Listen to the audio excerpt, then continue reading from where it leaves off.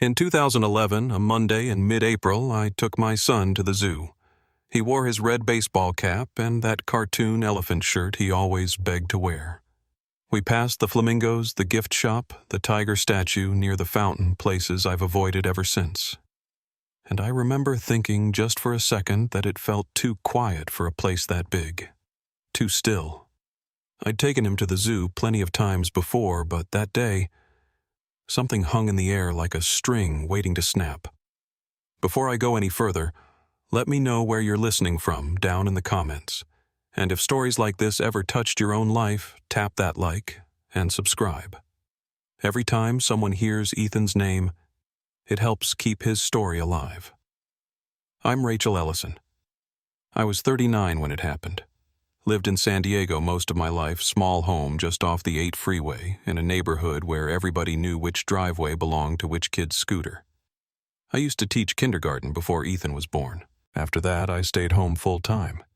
Eric, my husband, worked long hours managing distribution for a grocery chain. He'd kiss us goodbye before sunrise and sometimes come back too tired to eat. But we had a rhythm, a safe little corner of the world. Ethan was 6 that spring. Smart, soft-spoken. One of those kids who watched everything people, birds, how clouds moved. He asked questions constantly. Why are flamingos pink? Can giraffes get dizzy? Do elephants ever cry? I never had all the answers, but he made you want to try. That morning, April 18th, we were heading to the San Diego Zoo for spring break. Just the 3 of us. The place was packed, strollers rolling over brick balloons, bobbing above tour groups, sunscreen, and hibiscus on the breeze. Eric split off to grab drinks near the reptile house. Ethan needed a bathroom break, so I stayed with him. Afterward, we made our way back toward the statue where we were supposed to meet. That's when I told him to sit on the bench by the bronze tiger. I remember kneeling in front of him. "You stay right here," I said. "I'm just going to the fountain. 10 steps tops." He nodded. That was Ethan. He always waited. Never wandered. I kept him in my peripheral vision the whole time. Or at least I thought I did. The day before, he'd helped me pack his little backpack. He insisted on bringing his drawing pad, a snack bag of animal crackers, and a folded piece of paper he wouldn't let me see.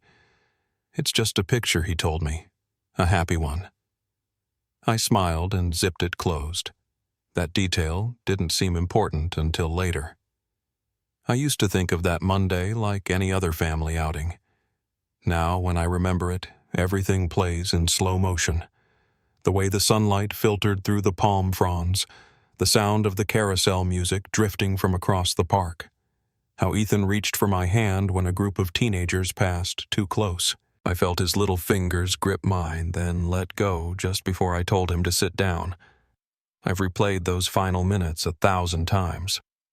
Nothing felt wrong until it did. We were supposed to meet Eric at the reptile exhibit at 11:30. But Ethan and I never made it there. Not together. I remember calling his name once, soft at first, like he might be just around the corner of the statue or crouched behind a stroller. Then again, louder. I scanned the path, the grass near the fence line, the steps leading toward the reptile house. He wasn't there. The bench was still warm from where he'd been sitting. I didn't feel panic right away, not in the first few seconds. Kids move. They get curious. They wander a few feet. But by the time I'd reached the entrance of the reptile house, I knew something wasn't right. That part of the zoo sits near a shaded garden with a few winding trails. I thought maybe he'd walked that way, so I looped around once, then twice.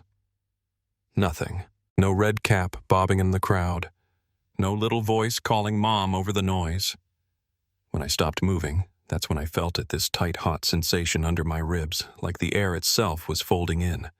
I turned to a woman pushing a stroller and asked, "Have you seen a little boy in an elephant shirt?" My voice was shaking by then. I told her he was 6, dark hair, red hat. She looked around quickly, then said no, but offered to help. Another man overheard and joined in. Then a teenager. I don't remember how many people started calling his name. It grew fast. It got loud. Within 20 minutes, zoo staff were involved. Someone radioed security. Within half an hour, the police were on site. They started by asking the usual questions: his full name, his age, what he was wearing, whether he'd ever wandered off before. I kept saying no. No, he wouldn't. He doesn't stray. He waits for me. I was careful with him, always had been. Detective Marcus Hale arrived a little after 1. I hadn't seen him in years, but I remembered him from church, and my sister used to work with him. He came up beside me quietly and said my name. I must have looked different. Sweat along my hairline, voice gone hoarse from yelling, eyes wild. But he didn't flinch. He didn't even ask questions right away. Just put his hand on my shoulder and told me he'd handle it. They locked down the zoo, soft lockdown they called it. Visitors could still move, but exits were watched, all staff accounted for. Dogs were brought in. Helicopters hovered. The place felt like a maze, suddenly like those winding paths were designed to trap sound, to blur directions. Every footstep on the gravel path felt too loud. Every corner I turned that didn't lead to Ethan, I felt myself pulling further away from where I'd started. By evening, his photo was on every local news station. National by nightfall. I remember the language they used: missing child age 6, last seen at the San Diego Zoo wearing a red cap and cartoon elephant shirt. That shirt, I'd bought it on clearance, not thinking much of it. It was just a thing he liked. He used to say it made him feel like he was in charge of the elephants. I sat in his room that night, the scent of sunscreen still clinging to his pillow. His shoes were by the door toes, worn from dragging them while he ran. A drawing was clipped to his little easel, an elephant blue instead of gray, smiling with wide eyes. He told me once that blue elephants were the happy kind. He never explained why. Over the next few days, every part of our lives got pulled into the investigation. Eric shut down completely. He stopped talking unless it was to bark at a detective or pace the hall. The zoo staff were cooperative at first, kind even. But as the search stretched on, you could feel the shift. People got defensive. Eyes narrowed. No one wanted blame hanging on their door. Marcus stayed late every night. He reviewed every second of surveillance footage over and over. He told me later that none of the cameras near the tiger bench showed anything useful. One angle caught Ethan sitting down. A few minutes later, that same angle showed the bench empty. No one approaching.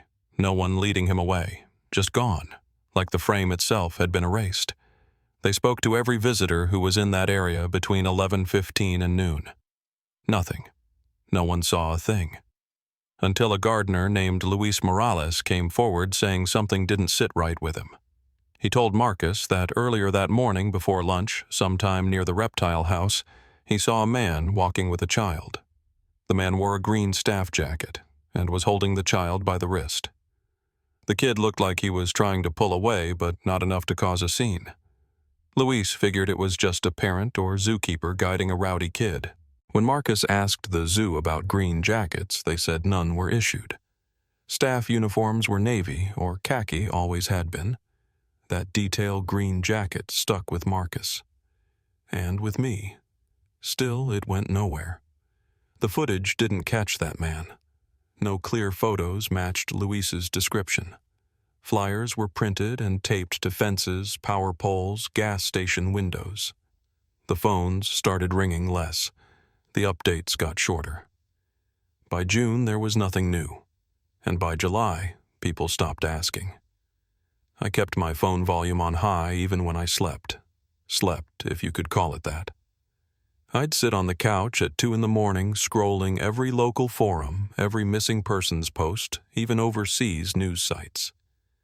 I emailed tips to inboxes that never replied. I watched the front porch like someone might just walk him back up the steps. Ethan's birthday passed in silence. I made cupcakes anyway, just in case he came home. He'd asked for strawberry that year. I couldn't remember why. I started seeing him in places he wasn't: a boy on a bike in a red cap, a reflection in the window of a passing bus. My mother told me gently that I should try to rest. But I couldn't, not with his bed made, not with that elephant mural on his wall staring back at me. It wasn't until weeks later that I remembered something else. a moment I hadn't thought much of at the time. A few days before the zoo trip, Ethan had told me about a man he met at the park who gave him peanuts to feed the birds. I asked if he was with anyone, and Ethan said no. I asked if the man worked there. He said he thought so. He wore a jacket, he said. Green. I told myself it was nothing, just a friendly stranger. But that color stuck. Same color Luis had mentioned. Marcus wrote it down in his notes. He asked me to try to remember the park the day what Ethan was wearing. I tried, but it blurred together so many afternoons, pushing him on swings, chasing him through grass, reminding him not to talk to strangers, even though he always smiled at everyone. The days stretched into months. Eric and I barely spoke. Our house started to feel like a museum of what was. Ethan's drawings stayed up. His backpack stayed by the door. And every time I passed the closet where we kept the zoo map from that day, I thought about that folded piece of paper he packed himself, the one I never got to see. When they emptied his backpack at the police station, that drawing wasn't there. They checked every pocket, every zipper. It was just gone. Like him. But sometimes in the quiet, I'd remember what he asked me on his birthday. He was sitting on the porch swing, frosting on his nose, legs swinging in the warm evening air. He looked up and said, "Mommy, what happens if someone gets lost forever?" I didn't have an answer then. I still don't. But something about the way he asked it, like he already knew. They called off the active search in early August. I remember sitting in the folding chair outside the precinct, the kind they bring out during press conferences, watching a city official step up to a podium and thank the public for their efforts. Ongoing investigation, they said. Resources will remain committed. But anyone who's lived through something like this knows what that means. It means the vans go home, the dogs go back to training, and the phone starts ringing less. The volunteers stop showing up with maps and water bottles, and the news cameras turn towards something newer. A boy goes missing, and the world moves on like it has to.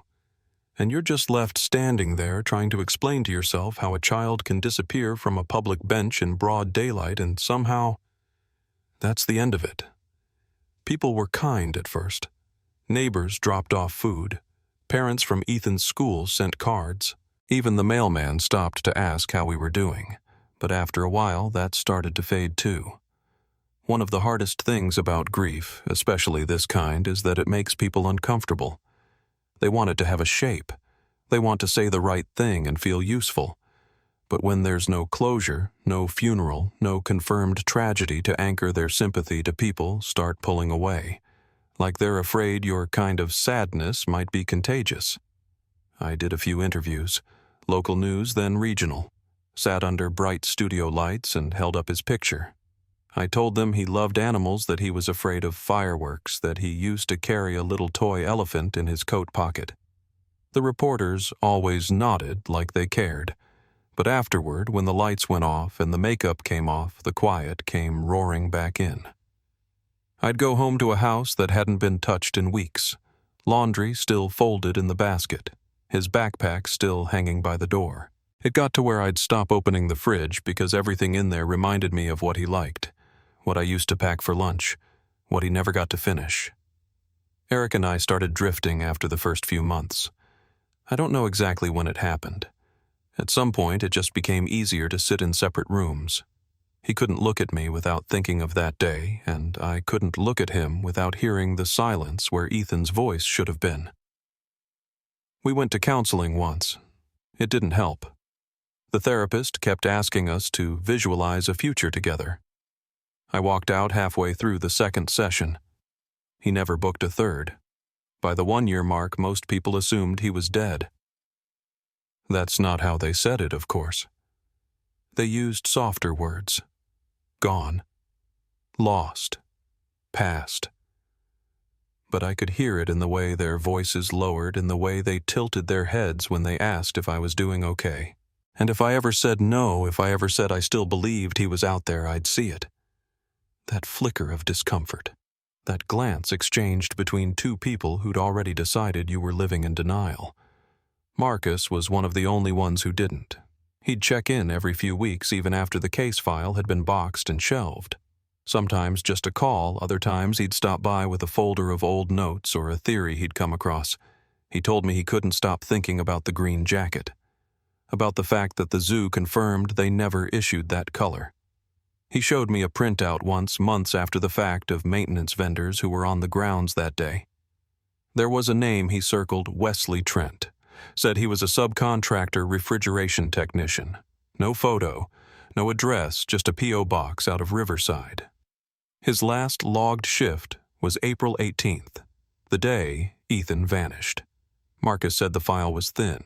The zoo hadn't considered him a suspect back then because he wasn't a zoo employee. Background checks weren't required for vendors. I asked if he'd ever been interviewed. Marcus just shook his head. Said by the time anyone realized Trent hadn't checked in for work again, it had been weeks. No one followed up.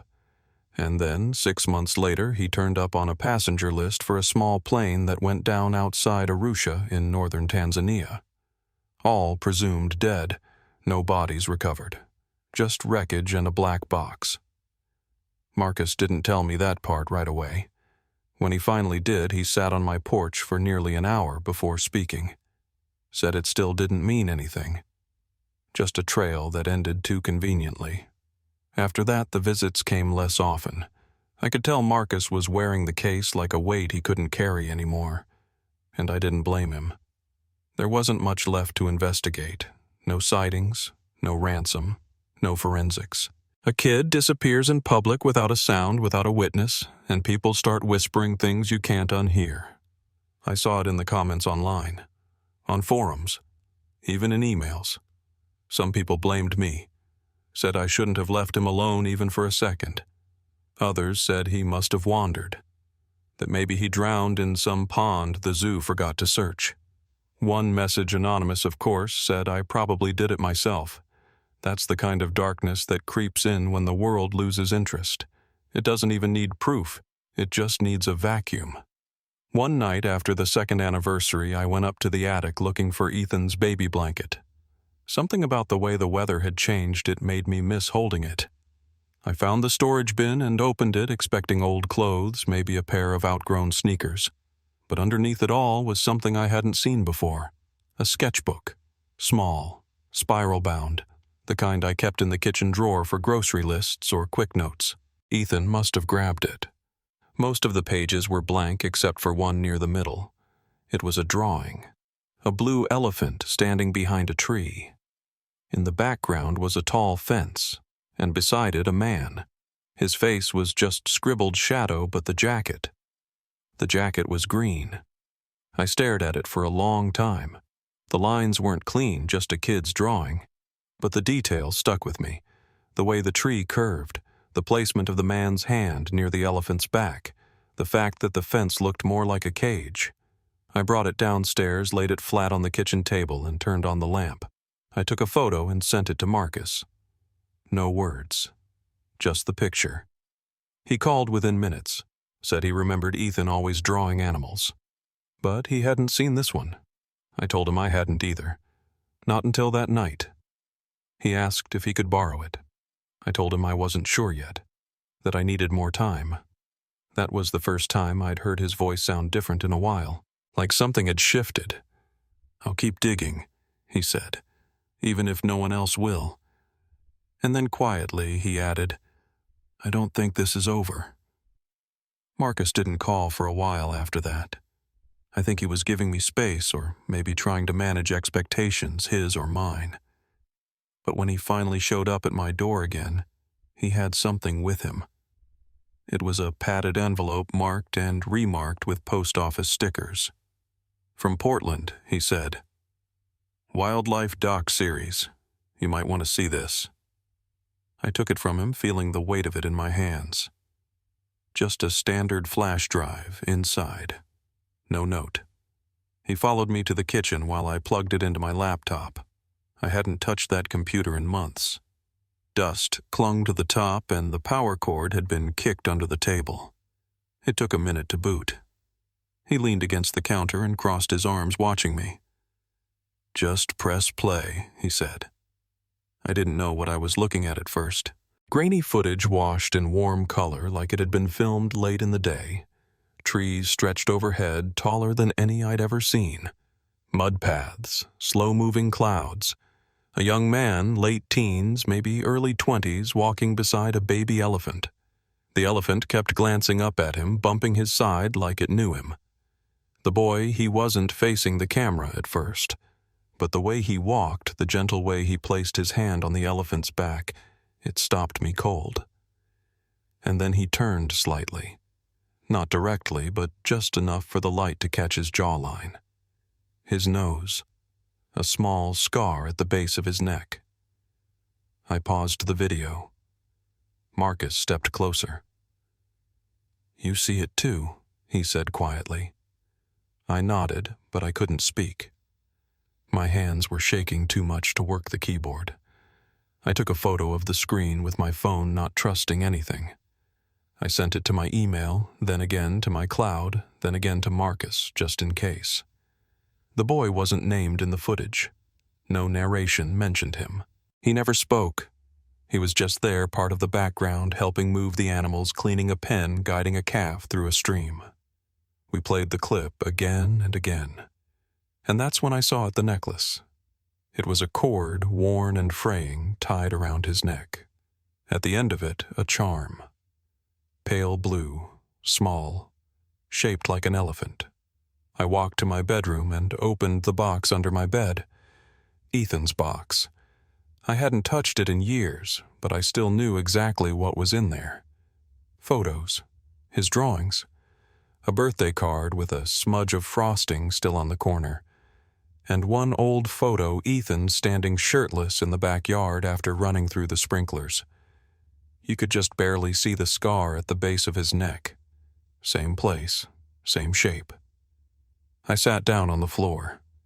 It was the kind of disbelief that doesn't feel like relief, not yet. Just 1,000 questions pressing in all at once. I asked Marcus how he got the footage.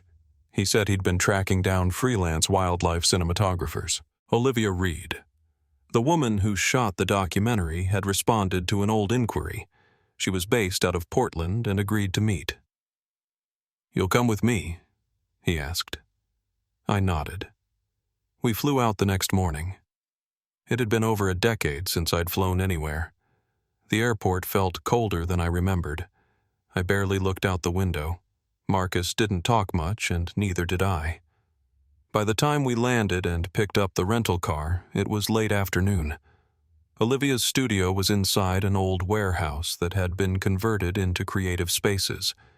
You could smell coffee and sawdust. Plants hung from the rafters.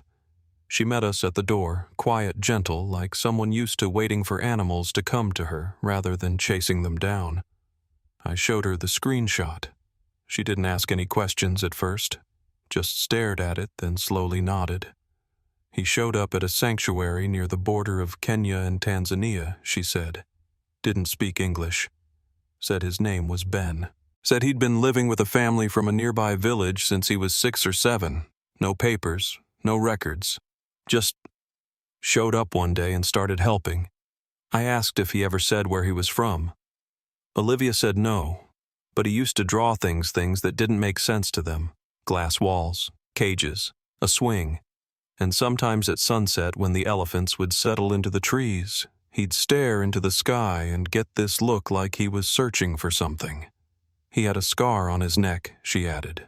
Didn't talk about it. She pulled out her backup drive and transferred a folder to Marcus's laptop. Raw footage, hours of it. We thanked her and left. Back at the hotel, we watched everything. Most of it was slow elephants grazing wind, moving through brush. But there were moments. One shot showed Ben kneeling beside a calf stuck in a shallow creek. Other workers called for help, but he didn't react. He just leaned in close and whispered something in the elephant's ear, then started stroking its trunk in slow circles. The calf calmed. Its breathing slowed. I couldn't take my eyes off his hands. Marcus froze the frame when Ben reached for a rag to wipe mud off the elephant's side. Around his wrist was a leather bracelet. We zoomed in. There were markings burned into the underside. 2 letters, EM. I closed the laptop. Marcus made calls the next morning. He found a contact from his old bureau days and had them run metadata on the footage. Confirm location. Pull any additional context. Olivia had been right. Everything led back to a small sanctuary just outside a rural village named Naruba. He managed to track down the man who'd reportedly taken Ben in. His name was Daniel Uma. We set up a video call. Daniel appeared on the screen that night, face-lined, voice steady. He said yes, he remembered the boy. Had been found by a ranger walking along the river. No shoes, no name, wouldn't speak. They called him Ben because he had a bruise on his arm shaped like a bee. I asked if he remembered how old he looked. Maybe 6, he said. 7 at most. I leaned in. Did he ever mention where he came from? Daniel shook his head. No. But he used to draw. Pictures of animals?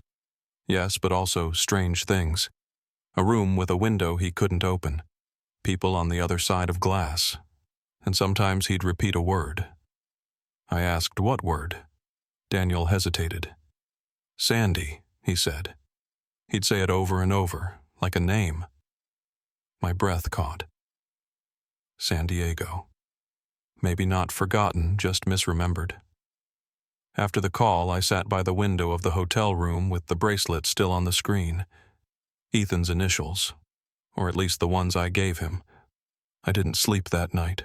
I just kept watching that video of Ben and the baby elephant, his hand resting on its shoulder like it was something he'd done 1,000 times. There was no doubt in my mind anymore. I just didn't know if it would be enough to bring him back, or if he'd want to come. Marcus flew back to California a few days after our call with Daniel. He said he needed access to the zoo's archived vendor logs, maintenance contracts, subcontractor files, anything with names that might have been missed or pushed aside. I stayed behind in Portland with the footage, combing through hours of it frame by frame, sometimes just pausing on Ben's face and waiting to see if something would shift. One night, just before bed, I opened the top shelf of my closet. I hadn't touched what was up there in years. Boxes, mostly. Clothes I couldn't get rid of but never wore. Tucked behind them was Ethan's old backpack. I don't know what made me pull it down. Maybe I was looking for that elephant figurine he used to carry in his coat pocket. Maybe I just needed to hold something that still smelled like him. Inside was a handful of crumpled wrappers, a zoo pamphlet folded in half, and a spiral-bound sketch pad I didn't remember ever seeing before. It was smaller than the one he usually used, more like something he would have grabbed from the kitchen drawer. Most of the pages were blank, but in the middle was a drawing that stopped me. A blue elephant standing at the edge of what looked like trees. There was a fence behind it, tall and curved like the ones at the back of the zoo near the maintenance lot. And beside it, barely visible, a figure in shadow. A man, I think. Jacket drawn in green marker. I sent a photo to Marcus. He responded almost immediately. Told me to hold on to it, not let it out of my hands. He didn't say much else at the time, just that it might be enough. The next morning I woke to an email with no subject line. It was from a user called Wildlight Doc Fan. No message, just a link. I clicked, half expecting it to be broken, but the video loaded. Shaky cell phone footage, someone recording their television screen. It was a clip from the original PBS documentary, the one Marcus had pulled footage from. There was Ben walking with the baby elephant again. Only this time the angle was different. As he turned toward the camera, his shirt lifted slightly. Just enough to reveal 3 small letters, faint but visible, inked above his waistband. SDZ, San Diego Zoo. I sent the clip to Marcus. He didn't reply for a while. When he finally did, it was a voice memo. "That's it," he said. "That's the confirmation we needed." He called in a favor from his contact at the bureau. Between the footage, metadata, the sketchpad, and what Daniel had told us on the video call, the case was reopened quietly. I was told not to go public, not yet. But I couldn't sit on it. Not when I knew where Ethan was, or at least who he'd become. So I did the one thing I wasn't supposed to do. I reached out to a journalist. Not a tabloid, not a headline chaser, but someone I trusted. Her name was Lynn Sawyer. She hosted a national investigative program called The Moment. She'd covered missing persons cases before cases that turned cold and then found light again years later. We met at a coffee shop in Sausalito. I brought the footage on a flash drive. Brought the sketchpad too. She didn't ask many questions, just watched and listened. When the video ended, she leaned back in her chair and let out a breath through her nose. If this is true, she said, it might be the most important story I've ever covered. I told her I didn't care about the story. I just wanted my son to know he wasn't forgotten. She said she understood. But if we were going to do this, we had to get everything verified. I agreed.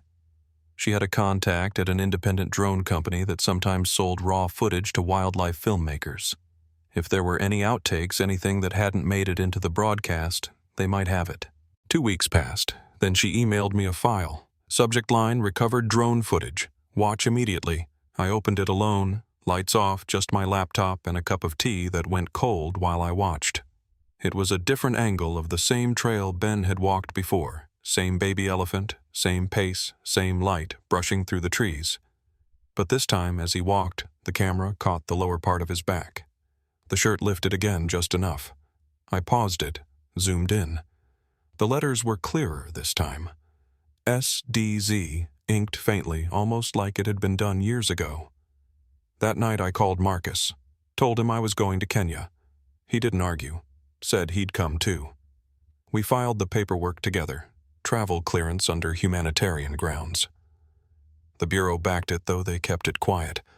Lynn agreed to film the trip, but only if I gave the okay before anything aired. I said yes. I wanted it documented. Not for the world. For Ethan. For me. For whatever happened next. The flight to Nairobi was long. I didn't sleep. Neither did Marcus. From there, we took a regional plane to a small airstrip, then drove for hours on unpaved roads, dust curling behind the tires like smoke. The sanctuary sat just outside Naruba low buildings made of earth and timber animals wandering freely across wide stretches of land. Daniel Uma met us at the gate. He looked older in person, thinner, more tired, but kind. He welcomed us in quietly. When I asked about Ben, he nodded slowly. "He's here," he said, "but he doesn't know who you are." I asked if I could see him. Daniel hesitated. "Let me talk to him first," he said. "Just give me a little time." That night I sat under a thatched roof near the edge of the compound, watching the fire crackle low while night animals called out in the distance. Marcus sat nearby, silent. I held a photo of Ethan, 6 years old, missing teeth frosting on his cheek. "You're alive," I whispered to the flames. "You made it." Marcus shifted slightly, then said, "He might not want to be found." I didn't answer, because that was the truth I wasn't ready to face. The next morning, we watched from a distance as Ben guided a young elephant through the brush. He walked barefoot, calm, his movements slow and certain. The elephant followed him like a shadow. I recognized his posture before I recognized his face. But when I did, when I saw the scar and the tilt of his head, I knew. Daniel arranged a meeting, told Ben that a crew from the U.S. wanted to film a short documentary about elephant empathy. Ben agreed. Lynn was ready. I stayed behind the camera out of sight. Lynn kept her questions gentle, asked where he came from, how he arrived at the sanctuary. Ben said he remembered very little. A river, a loud noise, a cage. "Sometimes I dream," he said, "of someone calling a name that isn't mine." He paused. "But it feels soft, familiar." He looked down then at the charm around his neck. "Like this."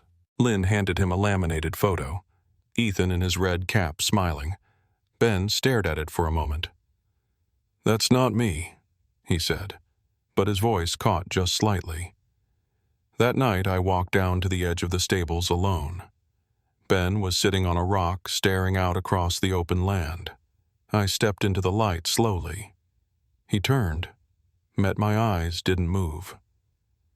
"I know this is strange," I said, "but I think you're my son." He stood. "I'm sorry," he said. "You're mistaken." I held out the sketchbook, the one he'd drawn, the blue elephant in the trees. His fingers trembled when he saw it. "I've seen this before," he whispered. "You drew it," I told him. He shook his head. "In a dream."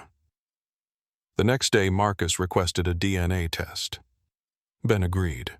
Samples were taken, sent to a lab in Nairobi expedited. Results would take 72 hours. And in that waiting, we all held our breath. Because deep down, I think we all already knew. But there's knowing, and then there's proof. The waiting stretched across 3 days, but it didn't feel like time in any normal sense. I couldn't sleep, not really.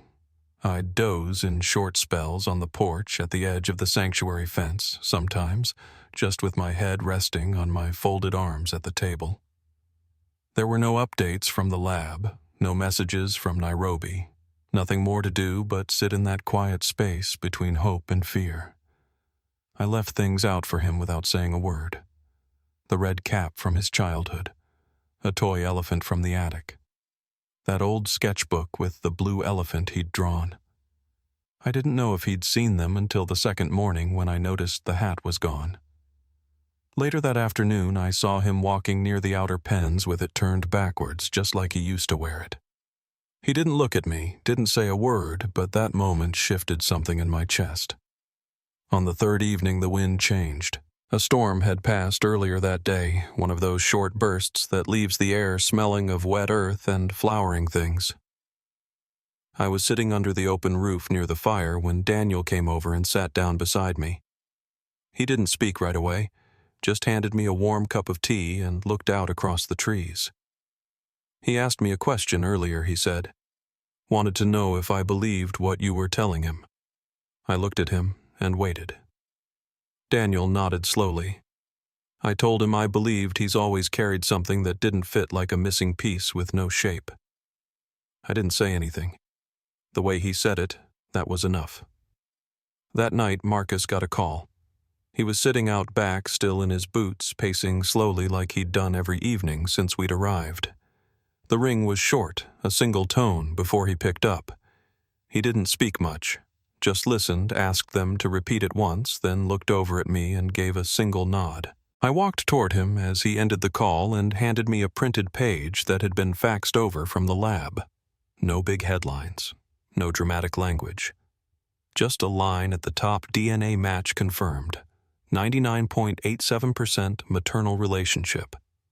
I sat down on the edge of the step and stared at the page for what felt like a full minute before my eyes even registered the words. I wasn't crying. I didn't feel relieved yet. I just felt quiet. Ethan was alive. My son. This man I had followed halfway across the world was alive. But the boy who used to draw blue elephants on the wall of his bedroom didn't remember me. Not completely. Maybe not at all.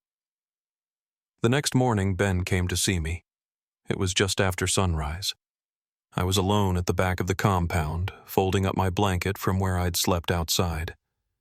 He walked up slowly, then sat across from me, legs crossed, hands resting in his lap. He didn't speak for a long time. Just looked at the page I'd laid beside the fire pit.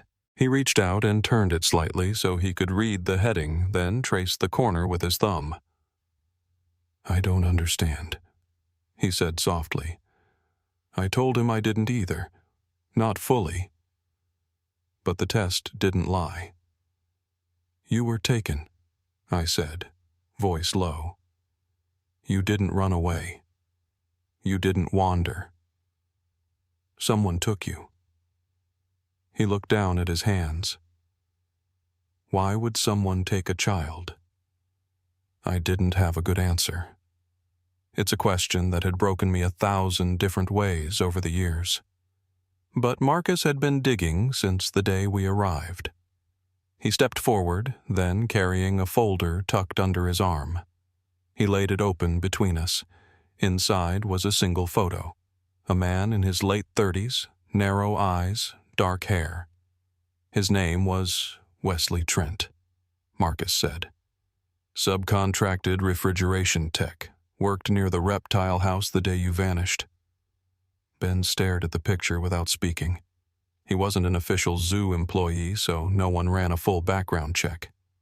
But we found records. He had international travel tied to wildlife export companies, and a sealed charge in Texas related to smuggling violations. I could feel the heat rising in my throat. He died in a plane crash, Marcus continued. Tanzania. 6 months after you disappeared. Same region where you were found. Ben swallowed hard. He took me. It wasn't a question. Marcus nodded. That's what we believe. Ben shifted in his seat, his expression unreadable. And I saw something. Marcus leaned forward. It's possible. On the day you vanished, a shipment of rare reptiles was delayed. Labeled mechanical issue. We think you might have seen animals being taken out. Crates may be something being tampered with. He panicked. Took you to keep you quiet. Thought it would be temporary. But maybe you started remembering. Maybe you told someone, and that made you dangerous. Ben didn't respond. His eyes were distant, focused on something that wasn't in the room. I reached over, gently laid the sketchbook in front of him again. He opened it, looked at the drawing. I've always had dreams, he said. Cages, a plane, heat, sometimes fire. I didn't know if they were real. He closed the book and looked at me. I don't remember your face. I nodded. That's okay. But I remember a voice, he added, saying not to forget. We didn't speak much after that. The weight of everything sat between us like something sacred. That night I brought out the photo album from home. Pictures of Ethan as a toddler climbing out of the laundry basket trying to feed a squirrel with a pancake that birthday where he wore his rain boots even though the sun was out. He didn't say much, just turned the pages slowly, one by one. But when he reached the last photo, Ethan holding a toy compass in his palm, grinning from behind frosting smudged cheeks, he stopped. I remember this, he whispered. I didn't move, just waited. He reached for the compass I'd brought from his childhood box and held it in his hand again.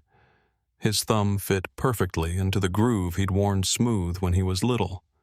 I thought he might say something else, but instead he stood, nodded once, and walked toward the edge of the compound. Later that night, I saw him standing under the stars near the elephant's enclosure. His posture was still face turned upward. He looked like a man standing between two lives, and maybe that's exactly what he was. But for the first time I saw a trace of peace on his face, not the peace of answers, but the kind that comes from no longer running. He stood there for a long time alone in the dark. But I don't think he felt alone anymore. Not in the way he used to. The morning after the DNA confirmation, I found Ben already awake, sitting outside near the wooden fence that edged the sanctuary's grazing field. He wasn't watching the elephants. He was staring at his hands like he didn't recognize them. I sat beside him but didn't speak. I'd learned not to fill the silence just because it felt heavy. After a while, he said, I don't know how to be someone with a past. I told him gently, you don't have to be. You just have to let yourself remember the parts that are ready. He nodded, but I could tell the weight of it was still pressing hard on his chest. Later that day, Marcus handed him a thick manila folder. Inside were printouts from the original investigation interviews, timelines, lists of staff and contractors, evidence logs. Ben took the file without saying much. He carried it back to his room and didn't come out for hours. When he did, he asked for the video again. Not the footage from Kenya. The old footage, the raw documentary clip where his back was visible just long enough to catch the SDZ tattoo above his waistband. I pulled it up and handed him my laptop. He watched it in full, then rewound it. Then again. The third time through, he paused at mid-frame and looked up at Marcus. What else did he do? Marcus met his eyes. Wesley Trent. We don't know. But there's something I want you to see. He opened a separate file, one I hadn't seen yet. It was a scanned report from the Tanzanian Aviation Authority. Notes on Trent's crash. The report had been marked closed years ago, mechanical failure. But on page 5, buried in the last paragraph, was a line. Unidentified child-sized footprint found near wreckage perimeter.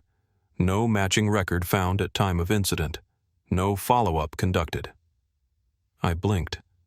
They didn't investigate it. Marcus shook his head. Not properly.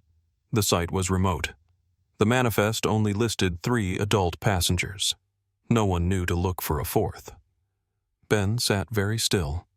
He reached for the photo of the wreckage, traced the grainy outline of the footprint with his finger. That was me, he said. I think I woke up alone. He didn't say how long he'd been out there, just that he remembered walking for what felt like days. A river, a sound like thunder, tall grass that scratched his legs. Then nothing until the village. We were quiet after that. Some truths land soft, some land like stones. That night Lynn called. She'd been piecing together everything for the documentary interviews, footage, timelines, but she was waiting on my word to release it. I told her yes. It was time. She asked if Ben wanted to include a statement. He didn't. Not yet. So we let the footage speak. The moment aired the story in 2 parts. They didn't dramatize it. They didn't need to. The images spoke for themselves, a child missing for 12 years. A mother who never stopped searching, a young man with no memory of who he once was, guiding elephants with a gentleness that couldn't be taught. The blue elephant charm. The drawing. The voice that called a name not his own. It spread quickly. First across the states, then overseas. Viewers from all over wrote in. Some with stories of their own siblings who vanished children never found. Others just wanted to say they hadn't stopped crying since the credits rolled. One letter came from a woman in Maine who said, I lost my son. I gave up. Your story brought back a piece of him I didn't know I'd buried. Another came from a teacher in Chicago who had shown the episode to her class. She said a student had gone home that day and asked her parents if they'd ever known someone who disappeared. The next morning, the school counselor found a note in her office. The student had remembered something buried. But Ben didn't want to talk about any of that. He kept mostly to himself. We stayed in Kenya a few more weeks. We didn't push. Daniel gave him space, and so did the animals. That was the one place he never looked uncertain out among the elephants.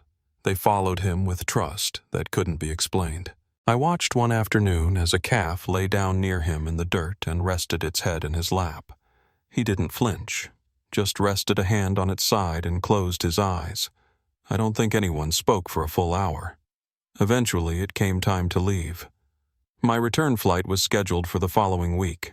I didn't want to force him, but I also couldn't leave without saying something. We stood near the airstrip together, waiting. He carried the sketchbook in his bag, the blue elephant charm still tied around his wrist. I asked, "Do you want to come back with me?" He looked toward the horizon. "I don't know who I am there." I nodded. "You don't have to know. Just come see." He hesitated. "I need more time." I told him that was okay. I meant it. When the plane took off, I watched from the window until the trees were too small to see. I didn't cry. I'd done enough of that over the years. but I did take the compass out of my bag, the one from his 6th birthday scavenger hunt. I held it in my palm and watched the needle settle, still pointing home. 3 months passed. I was back in California, trying to adjust to a life that suddenly felt full again, but also quiet in new ways. I kept Ethan's room the same. I didn't know what he would want when or if he came back, but I kept the door open just in case. One morning I got a call from the embassy. He'd arrived quietly, no cameras, no press. Walked off the plane with a single bag and that same compass in his pocket. I met him at the side gate of LAX. When I saw him come through the doors, I couldn't breathe. But this time, when I opened my arms, he didn't pull away. He stayed with me for a few weeks. The adjustment wasn't easy. We took walks through the neighborhood, visited old parks, drove past the zoo, but didn't stop. I told him he didn't owe me anything. Not memories, not emotion, not answers. "You're home," I said. "That's all I need." Some nights we sat in silence. Others he'd ask about things: his old room, his favorite cereal, why the neighbors still had the same dent in their mailbox. Slowly pieces returned. Not all, not in order, but enough. One afternoon he pulled a video from the shelf, an old home movie. In it, he was 5 years old, spinning in circles in the backyard, wearing his red cap and holding that same compass. At one point he looked directly at the camera and shouted, "One day, I'm going to live with elephants." He paused the tape, looked over at me. "Maybe I always knew," he said. I smiled. "Maybe." He didn't stay long. Told me gently that he needed to go back for a while to the sanctuary, to the village, to the part of himself that still lived out there. I understood. Before he left, I gave him something small, a new leather bracelet. Inside, I'd carved 2 letters, EB. He turned it over in his palm, then slipped it on his wrist beside the old one. "Thank you," he said, "for not forgetting me." I answered quietly, "You never gave me the chance." As he walked away that day, backpack over one shoulder, I didn't feel the panic I used to feel when he'd disappear from view. I just stood there and watched until he was gone. And then I went home, sat by the window, and waited for the next call, knowing it would come. Because this time, he wasn't lost. Not anymore. The first time I saw the woman, she was standing just beyond the sanctuary gates, arms crossed loosely, watching the elephants without speaking. Ben hadn't returned yet from his morning rounds, and I was heading back from the garden when I noticed her. She looked out of place, not in an obvious way, but like someone who didn't quite know what to do with their hands. She wore khakis and a long linen tunic, and her hair was pulled back in a braid streaked with gray. I thought maybe she was a donor or a visitor, though no one was expected. I nodded politely as I passed, but she didn't return it, just kept staring into the field. That evening I mentioned her to Marcus. He went quiet, then said, "That might have been Anika." The name hit something sharp in my chest. I hadn't heard it in years. Anika Moreau, one of the last people to work under Wesley Trent. She'd disappeared from the public eye after the crash. No interviews, no articles. Not even a mention in the follow-up investigations. There had been rumors she'd stayed in Tanzania, married a local conservationist. Others said she'd gone to Australia, but we never confirmed it. The next day she came back. This time she brought tea, loose leaf, in a tin that looked older than I was, and offered it like we'd known each other for years. I didn't refuse. We sat near the south shade trees, the air warm and still, and she spoke first. "I knew him before he changed," she said. I didn't have to ask who. Her voice had a scratch to it like someone who smoked for decades but gave it up too late. He was charming at first. Brilliant, actually. Had this way of talking about the elephants like they were old friends. She sipped her tea. But something happened after the funding came through, after the investors started calling. He stopped walking the line, stopped naming the calves. I asked her gently if she remembered Ethan. She winced. Not by name. But there was a boy, yes, a quiet one. Wesley called him Mouse. the way she said it like the word still left a sour taste. He wasn't listed on any of the manifests. Wesley said he was a distant cousin's son, or sometimes it was the child of a deceased ranger. The story changed. I asked why she stayed. She didn't answer right away, just looked out toward the grazing field where one of the older bulls was throwing dust across its back. Because I was young and stupid and scared of being blacklisted, she set her mug down in the dirt. I left after the plane crash, packed a single bag, and took the long road north. I told myself it wasn't my fault, that I didn't know. But I did. That was the first time her voice cracked. Just a hairline fracture. Then she looked at me and said, "He saved me once, the boy." I was coming back late from the shed and saw something in the tall grass, a shadow I didn't recognize. When I froze, he pulled me backward without saying a word. Later, I found out it was a lion.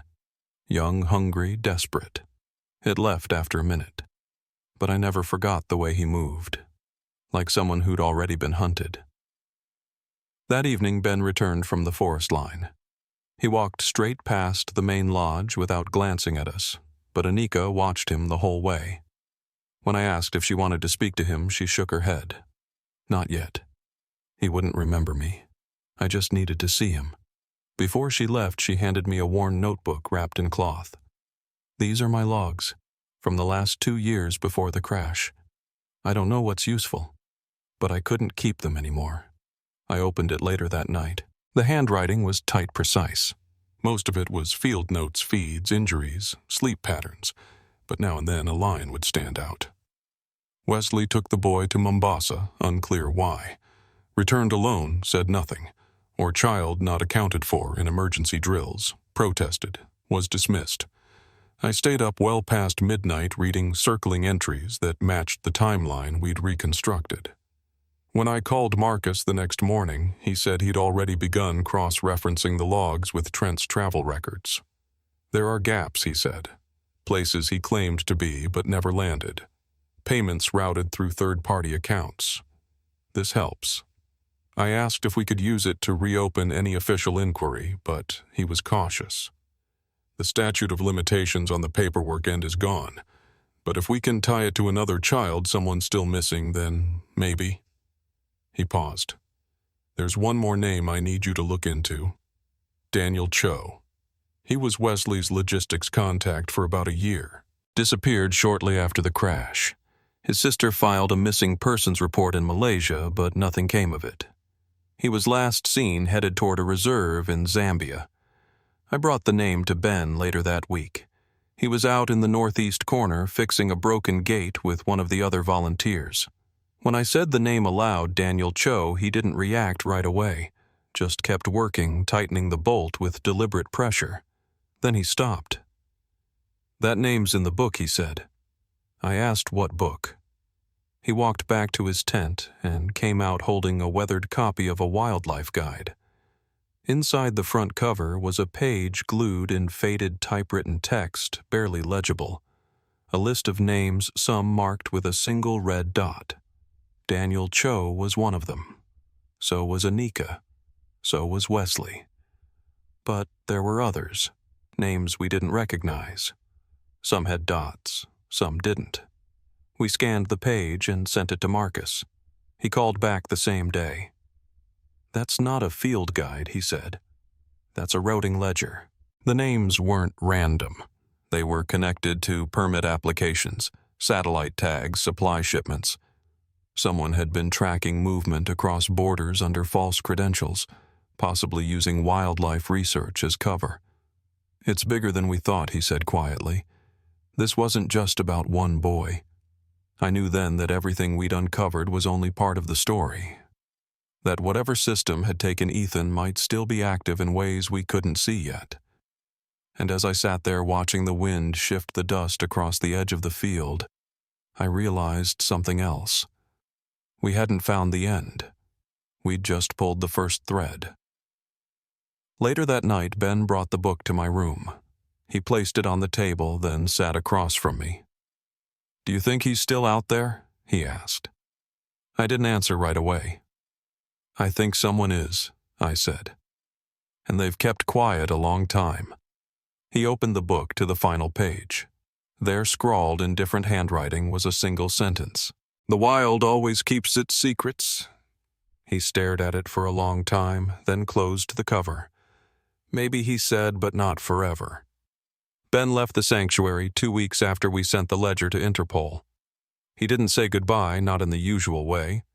Just left a note on my porch that said, "Thank you for letting me remember him without shame." I heard later that he crossed into Namibia and took a post in a reserve near Etosha. I don't know if he'll stay or if that's just the next way station. He's still moving through the world like someone watching for quiet signs, like a child who learned early that survival depends on staying alert. And maybe he's right. Marcus and I continued building out the records. We traced 6 of the names from the field ledger to known aliases used in conservation contracts, 3 still active. 2 of the permits had been filed as recently as last year under new umbrella organizations. Paper trails designed to vanish as soon as you stopped following them. One of the names, marked with a red dot and a line through it, turned out to be a French researcher who'd been presumed drowned in 2011. His body was never found. Another had resurfaced briefly on a customs log in Durban, traveling under a diplomatic exemption. We passed everything on. I don't know how far the agencies will get. But I do know this: the silence around those operations wasn't an accident. It was built. Carefully. By people who knew how to hide things behind words like wildlife relief and educational exchange. As for Anika, she stayed for a while. Helped rebuild the east paddock fence. Kept mostly to herself, but once or twice she joined the volunteers for dinner, sat under the veranda lights, and laughed softly when someone got the stories wrong. One night, after most had gone to bed, she told me she'd written a letter to Ethan's mother years ago. Never sent it. Too afraid of what silence would mean if it came back unopened. She left the letter with me, said I could do whatever I thought right. I still haven't mailed it, but it's in a box by my desk, along with the book, the map, and the copy of that final guest manifest. There's one entry in the notebook that haunts me more than the others. It's not about the elephants or the injuries or even the names. It just says, he started naming the trees. No explanation, no date, just that. I think about it often, what it means to name something that cannot speak back. Maybe it was his way of holding on to a world no one else believed in. Maybe it was how he knew he still existed. I've walked this property nearly every morning since. I know which corner collects fog in winter, which creek runs lowest in April. I've named things, too, in my own quiet way. I don't know what justice would look like in a case like this. There are no trials for vanished boys who were never officially listed. No headlines for the kind of damage that leaves no bruise. But sometimes I think justice isn't a moment. It's a long walk in the same direction. It's telling the truth in a voice steady enough that someone else might carry it forward. If this story meant something to you, if any part of it stayed with you, I hope you'll tell someone. Not for me. Not even for Ben. But for the boy who remembered the names of trees when no one remembered his.